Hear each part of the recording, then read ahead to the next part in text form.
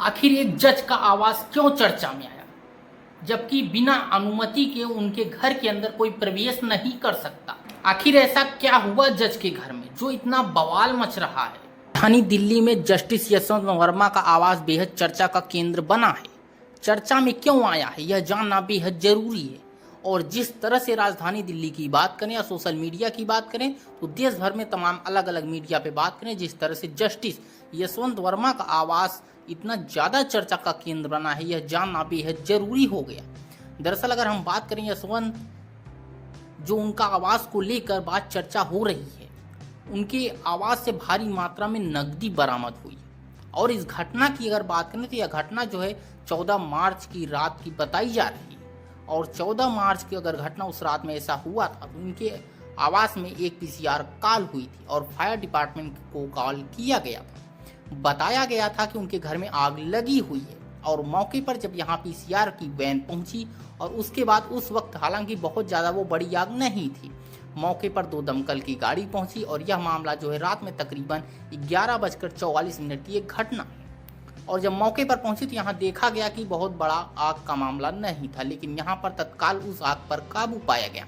और उसी दौरान स्थानीय पुलिस की टीम भी पहुंची और स्थानीय पुलिस की टीम और दमकल विभाग के अधिकारियों के द्वारा जिस तरह से जानकारी साझा की गई, यहाँ से काफ़ी भारी मात्रा में जो नकदी है वो देखा गया है।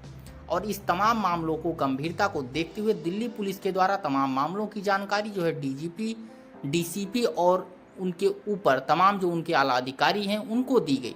जब जानकारी मिली तो उसके बाद यह मामला सुप्रीम कोर्ट पहुंचा। सुप्रीम कोर्ट के जो वरिष्ठ अधिकारी वहां तक जानकारी दी गई है। जस्टिस यशवंत वर्मा के घर से भारी मात्रा में जो नकदी है वहां पे पाया गया। और इस मामले में यह भी बताया गया था कि उनके घर में आग लगने की जानकारी मिली थी।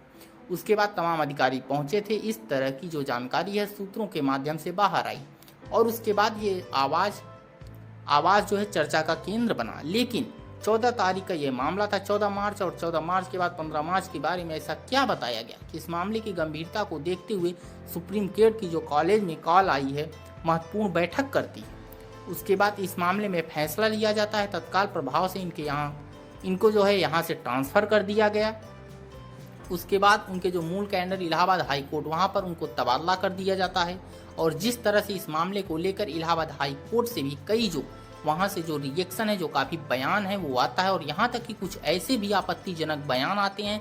इलाहाबाद हाई कोर्ट जो है कचरे का डब्बा नहीं है कि किसी को यहाँ पर डाल दिया जाए। इस तरह से भी आपत्तिजनक शब्द का प्रयोग किया गया, क्योंकि जिस तरह से जस्टिस वर्मा चर्चा का केंद्र में आए और उनके घर में भारी नकदी जिस तरह से बरामद हुई तो इस मामले को लेकर कई आरोप प्रत्यारोप उन पर लगना शुरू हो गया।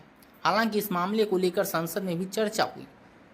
कुछ नेता जो है वहां पर इस मामले को लेकर आरोप लगा रहे थे कि इस मामले पर जो है कहा जा रहा था कि यहाँ पर जल्द से जल्द इस मामले पर महाभियोग लाया जाए। लेकिन महाभियोग लाने की बात पर यह काफ़ी लंबी प्रक्रिया होती है और इस लंबी प्रक्रिया को समझना भी बहुत ज़रूरी है। संविधान के अनुच्छेद 124 की बात करें तो उस अनुच्छेद के तहत इस मामले पर आगे कार्रवाई होती है, लेकिन वो काफ़ी लंबी प्रक्रिया है। इस मामले पर जो शुरुआती प्रक्रिया है वो उनके द्वारा एक आंतरिक कमेटी जो है उनका गठन किया गया। 3 जजों की टीम है वह इस मामले पर विस्तार से तफ्तीश करेगी और तफ्तीश करने के बाद इस मामले पर उनसे पूछा जाएगा, यानी कि जस्टिस यशवंत वर्मा जो उनसे पूछा जाएगा, इस मामले की जानकारी मांगी जाएगी। जिस तरह से आपके खिलाफ जो आरोप है इस मामले पे आपका क्या कहना है, तो उनके बाद उनका जो जवाब होगा उस जवाब के बाद आगे की कार्रवाई होगी। तो उसके बाद देखना लाजमी होगा कि क्या इस मामले पर महाभियोग की कार्रवाई करना है या नहीं। इस मामले जो कमेटी का निर्णय होगा वो किस तरह से होगा। एक तरह से कह सकते हैं कि ये लंबी प्रक्रिया जरूर है, लेकिन यह बेहद एक महत्वपूर्ण मसला इसलिए बन गया क्योंकि दिल्ली हाई कोर्ट में जो एक सिटिंग जज होते हैं वो बेहद रिस्पेक्ट वाला एक पद होता है। और इस पद पर रहते हुए जिस तरह से एक आरोप लगे, हालांकि जो 15 करोड़ इनके आवास से मिलने की जानकारी मिली है, इस मामले में क्या केंद्रीय जांच एजेंसी की एंट्री होगी या नहीं होगी, इस मामले पे भी आने वाले कुछ दिनों के अंदर इस मामले पर फैसला लिया जाएगा। क्योंकि यहाँ पे जो मामला है करप्शन का है।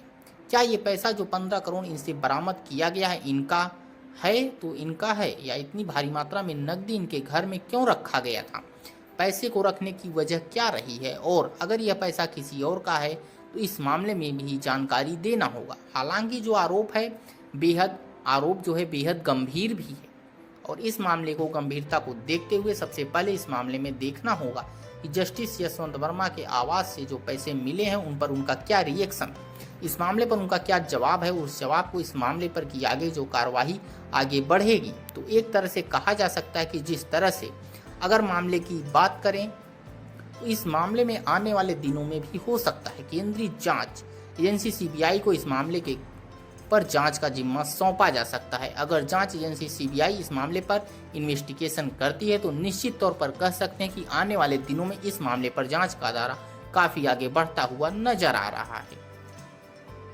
इस वीडियो को देखने के बाद आपकी क्या राय है वो हमें कमेंट बॉक्स में जरूर बताएं।